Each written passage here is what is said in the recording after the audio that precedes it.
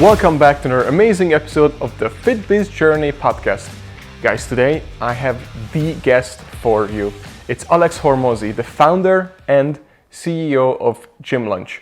We are going all the way back to the start of Alex to all the way to today of Alex. And what's the difference between the two? Well, from basically 5, 6, 7 figures all the way to today is that today his current company is extremely successful, and in just 2 years they went from basically 0 employees to all the way to 100 plus employees and a $50 million run rate. So if you're interested to hear about that, make sure you tune in, because Alex is literally starting from the ground up, and he had a way different mindset of starting a business. I love it, and I cannot wait to share it with you, because he's one of those people who literally researched who is the top 40 gym owners at the time, and he reached out to each one of them until somebody got back to him and told him, hey, come out and become my apprentice. So he left, he sold everything, and he left behind everything. He went there, became the apprentice, and the rest is history.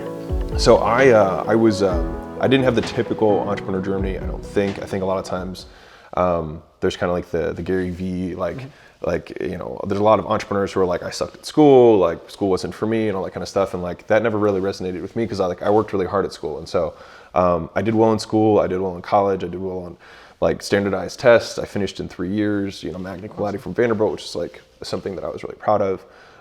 And then I did 2 years of management consulting, which was kind of like the path, it's like I was doing what you were supposed to do. But I really didn't enjoy it. And so after doing 2 years of that, I was supposed to apply for an MBA.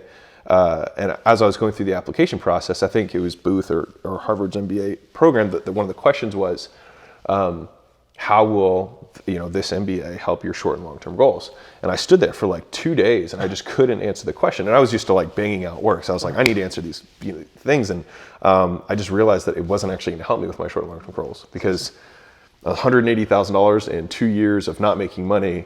I was like doing the math. I was like, and like the starting salary was like 120 grand a year was the average starting afterwards. And I was like, I could make more than that if I took $180,000 in 2 years. I'll bet you I could get more than that on my own. And so that was ultimately what like made me think, okay, I'm not going to do this. I'm going to do something else. And so I looked at a variety of different businesses, and I was actually really into 3 businesses. One was test prep. So like LSAT, SAT, because I'd done really well on that, and I had followed a process. It wasn't like I walked in and was good at it. I did 16 books, like those phone books of problems, because I found this research study that said there's a direct correlation between the number of problems that you did and your score. And I was like, perfect. So the more problems I do, the better my score will be. And I love those types of equations. I'm sure like you do too. It's like the more outreach attempts I have, the more sales I make. Exactly. Simple. Yeah. And so that was one, super high margin. The other one was a froyo shop. So I know a lot about froyo. And then finally a gym, because I understood fitness. Yeah. But the yogurt store was like $150,000 to open up for all the machines and all that kind of stuff. And I only had $60,000 saved up. And so I basically was like, I guess I'm going to be opening a gym.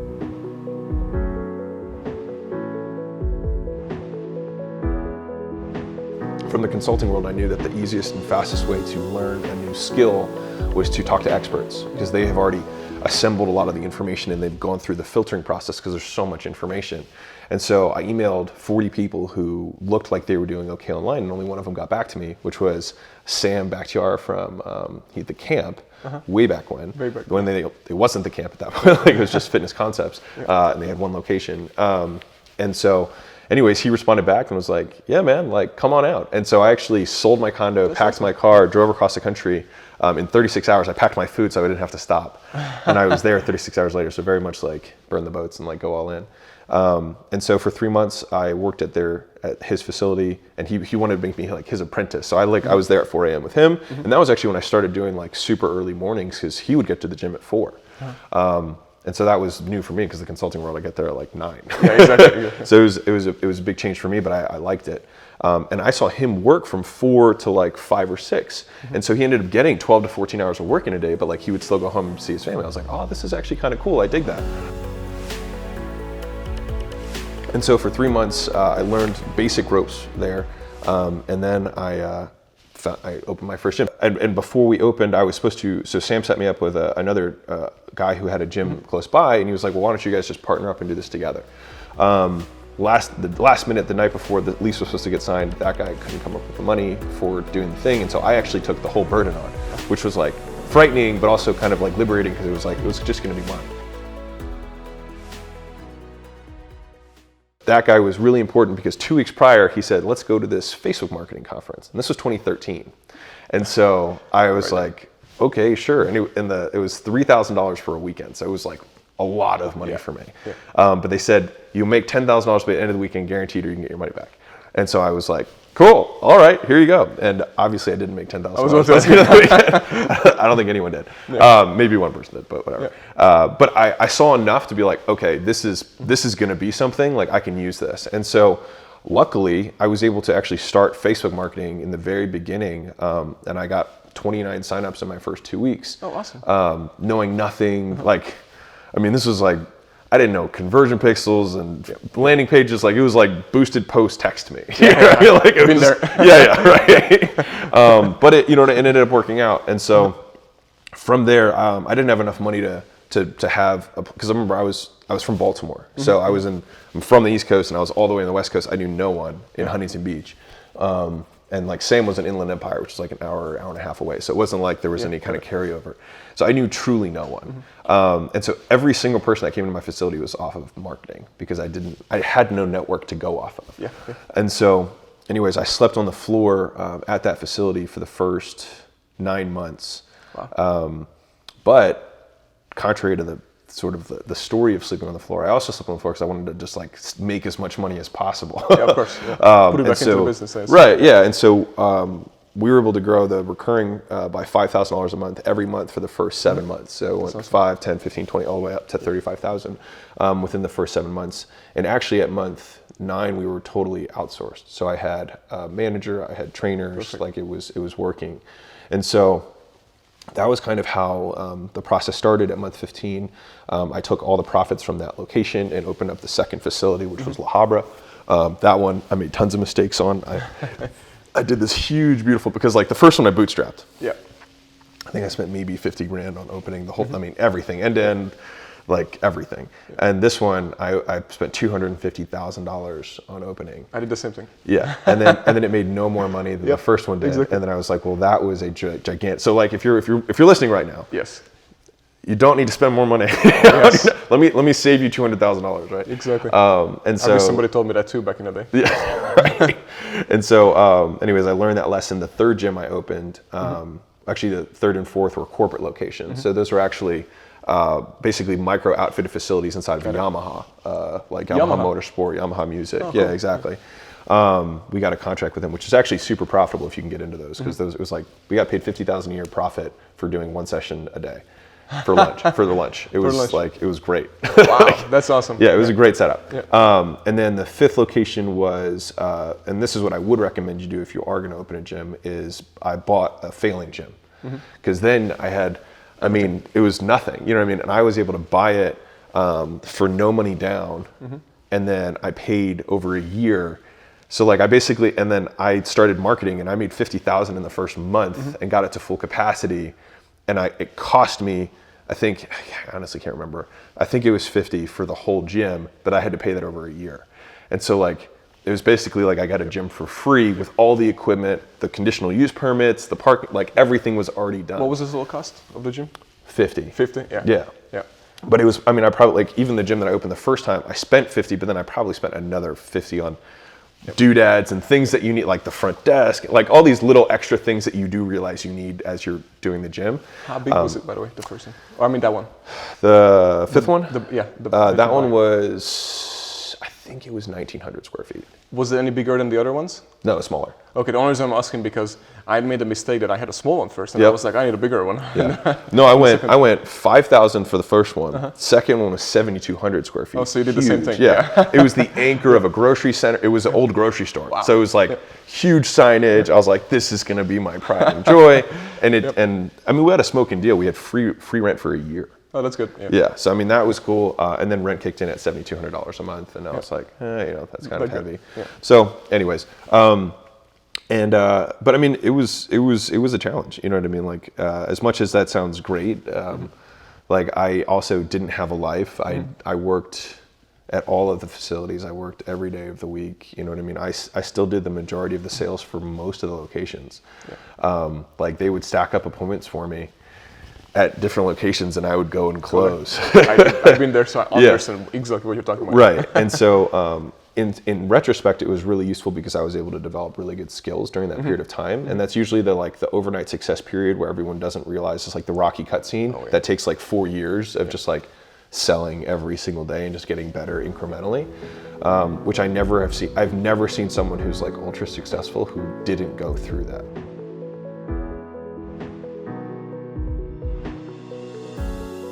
That was kind of the process of getting the first 5. And then that's when I was like kind of trying to figure out what I wanted to do as my next step. And so I met Russell Brunson, and I joined his mastermind, which I had no business being in his mastermind because it was all for internet marketers, and I had like 5 gyms. It made no sense. And so there you go. But he basically met me and was like, I think you're too good at this. I think you should be showing other people how to do what you're doing. Because at that time, I was able to open up each facility at full capacity on the first day. And so he was like, you should show other people how to open up your gyms at full capacity. And so I started, basically, I had spoke at ClickFunnels that next like month. He met me and was like, I never do this, but will you speak at my event? And I was like, sure. Like, I don't know anything, you know. To this day, the only brick and mortar owner has spoken at ClickFunnels event, just FYI. And I had nothing to sell. Everyone's like, what are you selling? I was like, nothing. Like I have gyms, like just like use the presentation, use the like I just was giving it all away. And so when he told me that, I had all these people came up to me and they're like, well, can you help me out? And finally one guy was like, here's my credit card, bill me $5,000 and just tell me what I get later. And I was like, okay. And so I ended up doing that, and I flew out to his facility and I just basically launched his gym the way I would launch a new gym because he was opening his facility. And so that was kind of the birth of Gym Launch, and all of that happened within a very short period of time. At the same time, my mom got sick, and so I flew out to be with her, and his gym was right there. So it actually like kind of all worked out. And then one of my ex coworkers from the consulting company, same area, was like, hey, I've got this buddy, his name's Josh Price, he's struggling, you know, do you think you could help him out? And I was like, yeah, sure, totally. I'm gonna be in the air, friend of yours, friend of mine. Yeah. And so what happened was I called Josh up and I said, okay, man, like, what's your marketing budget? And he was like, what's that? And I was like, okay, got it. So I'll spend the money on marketing, and then we can do kind of like a split on the, you know, profit after we cover the cost. And he was like, sure, I can sell between 12 and 2. I'll have my 2-year-old and my 2-month-old with me. Is that going to be a problem? And I was like, yeah, that's going to be a problem. That's not going to work. And so finally I was like, okay, do you have like a t-shirt and a hat that says like CrossFit on it? And he was like, yeah, I do. And I was like, all right, I'm going to work your front desk for you, because I only had a couple hours a day of visiting hours anyways. And so I just wanted to stay busy. And so anyways, I flew out and I took his gym, we doubled his gym in a week. We signed up 70 people in 10 days. Wow. And you did the marketing and the sales. Yeah. Awesome. And the deal that I made then is like, well, if I'm doing the marketing and the sales and I'm spending the money, I was like, I'll keep all the upfront revenue. I was like, but then you get all of the clients. So it's like you get all the continuity. Yeah. And so that was the deal that I made. And I did that with 3 gyms that month, and I flew back to Layla and was like, hey. Were you guys already dating, by the way? We had like just started dating, and then I was like, I got this idea for this thing, I'm gonna try it out. And so I left for like a month and a half to go do these, and then flew back and was like, I think this is a thing. Yeah. And so it was kind of at that point, now when this whole time period, the one guy who gave me the $5,000 was like, hey man, my gym was, did 4.2 million, and then I had to shut it down for some reasons. And I was like, okay. He's like, but if you want, instead of like you launch my gym, he's like, why don't we launch gyms together? Like you launch it and then I'll operate it. And then you can get like, you can open a new gym every month and you can own it instead of giving up the back end. And I was like, okay, cool. And then he's like, but you should sign the lease and you should pay for everything. Great. And right, you already know how this works. Yeah. But when you're a newer gym owner or newer entrepreneur, you don't know the obvious signs of that kind of stuff. And so I did that, and then we launched a gym together, which was me spending all the money and doing everything.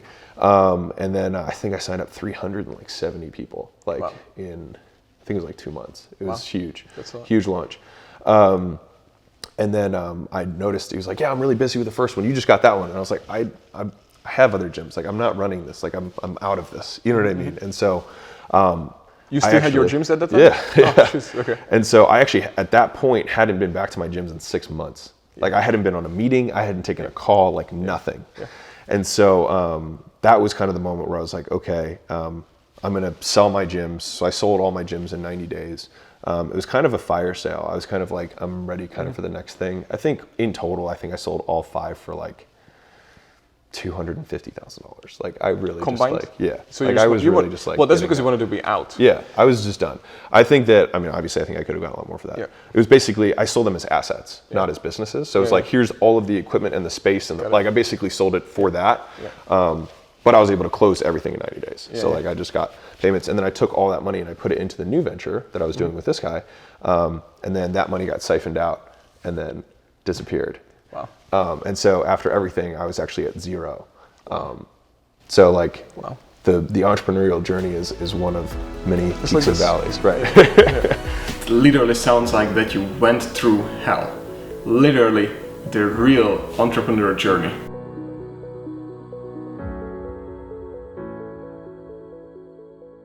So after all of this, when this was done, guys, remember that this wasn't even over yet. It sounds like that Alex is still literally swimming in the rough water, rough seas. It's just getting worse now. So I cannot wait, Alex, to basically share how bad it was, because here's the thing, today that you see a very well put together man in this episode who is extremely successful, but he didn't get there overnight, and he's explaining it right now. But the thing is like, I had the skills still. And so that's ultimately what mattered, because I knew I could build it back up. And so that's where, obviously I ended that partnership. Yeah. But Layla was like, hey, that gym launch thing was working. Why don't we do that still? Like, that was a good deal. And so very quickly we had, because asking, what gym owners would be interested in us just taking all the risk, doing all the work, and spending all the money to just give them clients for free. Turns out plenty of gyms were open to that setup. Yeah. And so we filled up really fast. And so then we started launching 6 to 8 gyms a month, every month. Wow. And so we got a lot of experience in that, which I think has paid off, because we know how that process works. So hold on one second. So you would say that back in the day, your studios, when you had your own gyms, that gave you basically the stepping stone for the next business, right? And then now this is not the final product, this is your, I would say, second stepping stone, right? Launching. Okay, I would want to summarize it. Yeah, no, totally, because there's it was interesting. It's like every big pivot that I've been able to do has added 1 digit to my monthly revenue. So when I was a consultant, I made 4 digits a month, right? And then when I was a gym owner, I made 5 digits a month. When I started launching gyms, we got to 6 figures a month, like multiple 6 figures a month. And then when we started Gym Launch, the way we currently have it, not the way we used to do it, where we actually fly out and do the whole thing, that's when we got to 7 figures plus per month. Awesome. And so, and hopefully the next thing that we do will get us to 8 figures a month. And this, you already don't have the gyms, right? But when you had Gym Launch, you still had the gyms, and then that's when you got rid of it, basically? Yeah, so at the same time? The actual, I mean, I can give you the exact timeline, was March 20. Because that's rough, that's the only reason I'm saying. Oh yeah, it was horrible. Yeah. Horrible, like horrible. I want people to understand that, because I don't want everybody to think that, oh, you got so lucky, but no, this was like hard work. It was a nightmare, it was a nightmare. I signed up for Russell's Mastermind in February, beginning of February 2016.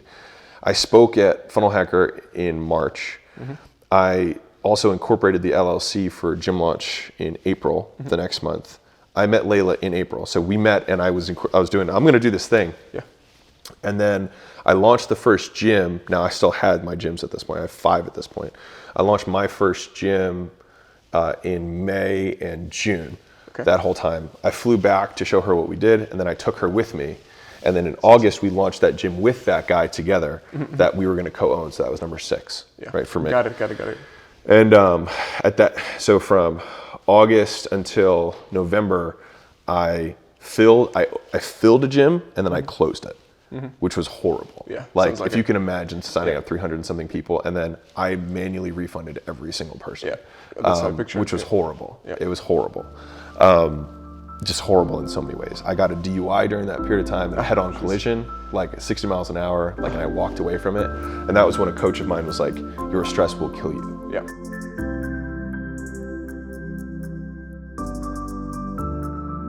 I had a dentist marketing agency, a chiropractor marketing agency. I had gym launch that I was launching other gyms. I was in a gym that I was doing that launch for with that guy. I also still had my 5 gyms back home, and I had no help besides Layla. Yeah. So like, it was horrible. That sounds like it. It's really bad. And so the coach that I had was like, you need to massively focus and simplify your life. Yeah. And so I ended the dentist agency, the chiro agency. I sold all of the gyms, and I ended the bad partnership. All of that happened in 90 days. I just was like, I'm out. At this point, you were at 6 or 7 figures. At this point, I was at 6 figures technically. One reason I'm asking because the way how much you worked, he was right. Obviously, you already know that. Everybody listening hopefully knows this, but the coach was 100% right because you were working so much, you should have made like 8 figures. At that point, right? I was working hard, not smart. Yeah. And so at that point, like, because I mean, between all the gyms and this, sure, we were at 6. I would never have said it was 6 figures a month, but it definitely was if you added it all together. We're probably doing $250 a month between all the entities, but like, it definitely didn't feel that way. Yeah. So then we cut everything away, and then at that point, Layla and I just focused on like, okay, we're just going to launch gyms, and we're going to fly out, and we're going to fill gyms up. That's all we're going to do. And so November we did our first like, everything is done. We're launching a gym, and so that was the first gym that we actually had someone else launch. So during that next 2 months between then and January, we trained 6 sales guys how to sell, just all the things that you need to do to launch the gym. And then in January, we kicked off 6 gyms launching, and that was kind of like the new model of us flying guys out every month, and that worked. There's so many wrinkles to this story. I was about to say, what was the biggest problem with that one? There's a million problems. So the first problem is that, remember I told you I had to shut that gym down, right? Yes. So when that happened, all of my processing got cut off because the processor was like, why did you have to refund all of these people? Something's not good, what's going on? Now, they didn't tell me that initially. So I did that launch in November, and we did 120,000 in sales. So I was like, because I had no money, so I literally needed this money to like start the next thing. They wouldn't give it to you because of that? Wow. And I found out on December 24th. I was like, we should be getting deposits. I was like, I see the sales have gone through. Like, it'd been like 15 days since my last deposit, and I was like, something's wrong. And I kept calling them, and they were like, yeah, we're doing a review. It's a standard yearly thing. I was like, I've been with you guys for 6 years. I've never had a review. Like, what is going on? And so anyways, it obviously ended up being that. They told me on December 24th, the 26th of December is when we were kicking off all the gyms, the 6 gyms. And so I had no money. I had to pay commissions to that guy. And at that point, I had $23,000 left. After all of everything, I had $23,000 left. And his commissions were $22,000. And so I gave him the $22,000, and I had $1,300 left over in total between all of the accounts that I had. And I remember screenshotting everything, and I was like, going from working capital of 6 facilities and all that stuff to that was like horrible. And so I looked at Layla, and I still had my credit card from all my facilities, and it had a really high limit. It was an Amex, and so I knew I had over $100,000 limit on the card, and there was nothing on it. And so I was like, this could go horribly wrong. Because I had rent, airfare, ad spend, commissions, rental car, food for 6 guys every day. So added up to like $3,300 a day, and I only had $1,300 total, and I put it all in the card. And so it ended up actually working, but I still had no way to process the money. So we flew these guys out, and they were selling and stacking contracts. I had 850 contracts, and I couldn't process any of them. And so finally, at the end of January, this whole time there's no cash flow. I'm just watching the credit card bill. That's all I'm doing. At the end of January, I finally get a new processor, and they give me a $50,000 limit. 15 or 50? 50. 50. That's better at least, but still. Yeah, but I mean, we had done 200,000, exactly. And I needed way more than that to cover my expenses. And so, but it's per month. So they gave it to me the last week of January. So I ran 50,000, and then like into February I ran 50,000. Exactly. And then I got a second one and a third one. And so like I was able to start going from there. And I was like, okay, maybe we're in the clear. So we did, I think 180 in January, we did 230, and then we went up to like 300 in March. But as soon as March hit, all of a sudden, this is the problem with the original model, was that the gyms that we were selling for, a lot of them were struggling.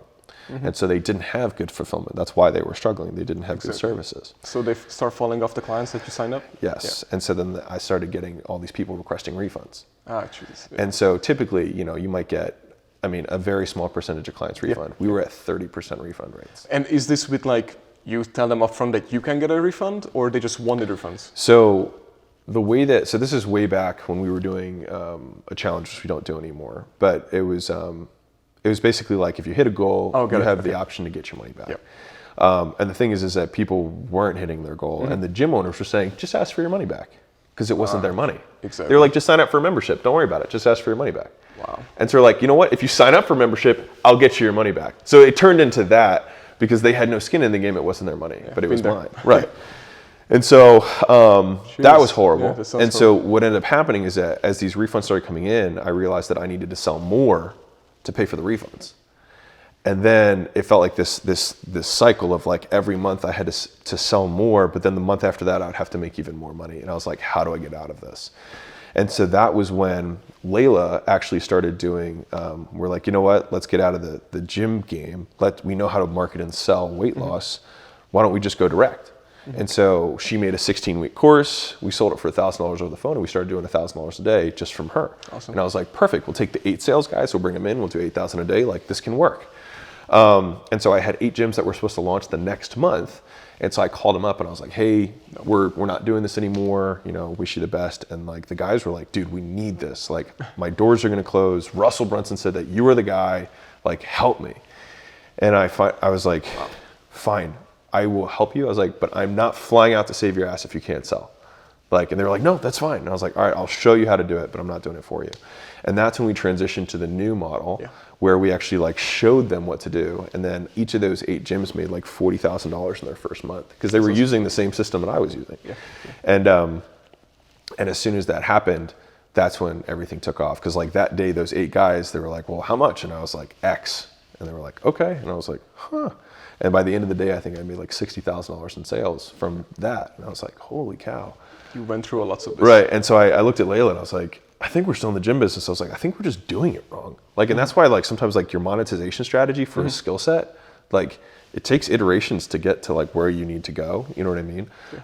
And so once we figured out that like people actually valued learning the skill more than having it done for you, I was like, oh no shit. And so that's why teaching gym owners to fish became like a big thing that we did for such a long time. So we want to teach the skills so you can make it rain for yourself instead of requiring an agency or whatever.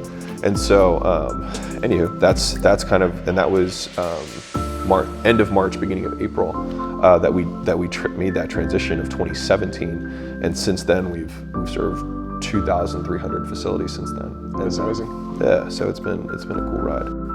I'm absolutely blown away.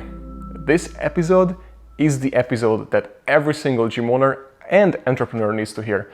Do you guys agree with me? Because this is the episode. And for the last question, I asked Alaska about what you should do if you're planning on opening up your 2nd, 3rd, or 4th location, or should you even open up a 2nd one? And Alex has a really good answer to that. Yeah, so we have rules for this inside our gym launch. Typically, until you learn marketing and sales, it's really difficult to grow your business. It's very difficult. So once you acquire the skill of marketing and sales, which plenty of gyms and fitness entrepreneurs then acquire, then they think, cool, I'm doing it at 1, I should do it at 2. I usually don't say yes to that because the next skill set is entirely different. It's operations, and they don't have that skill set. And typically most entrepreneurs are not operational minded. And so they're more promotional type people, they're more risk taking, et cetera. And so my yardstick is, you need to have $150,000 in your bank, like after taxes. Your gym, you have to be netting $20,000 a month from your gym every month, and it has to be growing with you spending 5 hours a week or less in the facility. Until you've met those things. Now, a lot of people are like, well, I'll never meet that. And it's like, well, then there's probably a reason that you should never have a 2nd facility. Perfect. Right? Perfect. And that's really what it comes, you know what I mean? It's like not, like I tell people to grow vertically. A lot of times you can get a gym to 6 figures, $150 a month, if you just know how to do it well. And like a lot of people are like, well, I made $10,000 a month from this gym, now I just need to have 6. It's like you can make 50 grand a month from a gym, you just need to know how to do it. Exactly. And you have less liability, you only have 1 lease, not 6 in your name, like you have way fewer. And if you run the model right and you're selling higher ticket programs, you're selling higher value services, you're way better off. If you're selling a workout based experience and you're charging between $99 and $130 a month, you're screwed. Yes. Like you're competing in the mass market, which is a race to the bottom, and you have no way of differentiating. Red ocean. Right. And so the ultimate game for most people is build it vertically, and you can then just keep making money, which is a great thing to do, which is fine. Which sometimes a lot of entrepreneurs forget. They're so growth oriented that they forget to make money. Like that's the point. Like you make money. That is the idea. Then you can sell that facility, which is what we get a ton of the gyms that we work with. We get them up, make them super profitable, and then they sell, and that's great. And then they go to the next chapter with the skills that they learned, which is fine. If you want to go the franchise route, you have to learn the next skill, which is operations, which is very difficult, and you have to typically find a very good operator to work with you. I was fortunate that Layla started dating me at the same time that I started these new things, and I don't think it's any coincidence that we had the huge explosion that we did, because I could market and sell, but she could really fulfill. Like she could make sure that people, like that the promises were kept, and that people, you know, their expectations were over delivered on. And so that's when things just got really crazy for us. But that's the skill set that most people don't have, that they need to learn, and they're typically not good at, which is why they fall flat. And so if you see a gym owner that has 3 locations, it's typically because they're making less than they were when they had 1. I'm just being real. I've seen this more than enough. I had my last mastermind a couple days ago, and I was like, who here has multiple locations? And I was like, raise your hand. And I was like, keep your hands up. I was like, who regrets it? And then like almost all the hands were up. I was like, because you have to get, the thing is like, I'll ask somebody who's at 1, okay, cool, how many hours a week do you work? And they're like, well, I work all the time. I'm like, so how do you think doubling this is gonna work? Right? Agreed. You scale problems, you know what I mean? And so, anyway, that's typically what, having done this a lot of times and walked people through that process, a lot of times we actually downsize people. They go from 3 to 1, and then they make more money. And then they have time and attention, they have focus, so they can get the systems right at 1. And then at that point, you can either sell, or you need to, if you want to do a franchise, you typically have to open 2 or 3 just to show the model in different markets. And then you can package it up and start selling it that way. But a franchise to do right costs $250,000. And so if you're like, I want to have a franchise, it's like, well, that's very cute. Like you should, like it costs $250,000, which means that like you also want to have money after you spend the money to get the franchise. So you should probably have $1 million in your bank account from your gyms, because your gyms are supposed to make money, which is the point of having the franchise that you're trying to sell. If you're trying to sell a failing franchise, good luck, because you never will succeed, because people have to have clear, like you have to report clear financials of of how much money you're actually making. It's not your Instagram money, it's like your real money. And so and so you can't lie about it. And so you'll see a lot of people are like, I'm franchising, and they have like 8 locations or something like that. And you're like, okay, cool. So everyone saw what you did. You sold the immediate people who knew you, and then that was it. Exactly. You know? It's about unit production. We put everything together that we've learned from the last 2.5 years into a book called Gym Launch Secrets, the step-by-step guide to building a profitable gym. Great book. It's extremely tactical. It's not a sales book. Like it's not me giving you a webinar in a book. It's literally like step-by-step how to do it. It's free, alexsbook.com. And it's one of those books that you're not supposed to just like read. It's actually a book that you should pause, take action, implement into the business, and then see what happens. It'll take you a second. Like if you execute everything in that book, like you'll make plenty of money. Great. So alexsbook.com, it's free. You can grab a copy. Good. Thank you so much, Alex. Is there anything else you want to share? Something is going on, or that's it? No, just hope people got some, hopefully a belief was broken from the story that you heard. And if you are looking at opening multiple facilities, make sure you're doing it for the right reasons, which is not your ego, which is 99% of the time why you do it. Awesome. Thank you, Alex. Thank you so much. Yep. This was great. Guys, so far, I think this was one of the most amazing episodes ever, because he's real, he's raw, and he tells the truth. And it was not easy. It goes to say that he went through hell. Just like Elon Musk, when you ask him how he's running a business or starting a business, and he says, oh, starting is easy, but running a business is like chewing on glass 100 times over and over, and then swallowing the glass pieces in your mouth through your throat. So if that sounds like fun, by all means, go ahead and start a business. Now, obviously, I don't want to be negative Nancy, but just know that it was not easy. And he's successful today, Alex and Elon Musk, but it was not easy at all, and it's not for everyone. So you can always be a supporter or an entrepreneur, right? Who is there for you, and without her or him, you would not be successful, because you need that person, and that person needs you. So it's the perfect match. Speaking of perfect matches, I had to interview Layla Hormozi next, who is the co-CEO and the other half of Alex. And it's really cool to see because I'm super excited both of the interviews because you heard her name so many times in Alex's interview, and Layla was a huge part of Gym Lunch and Alex's life. And I cannot wait to have her in the next episode. So make sure to tune in because it's going to be amazing, guys.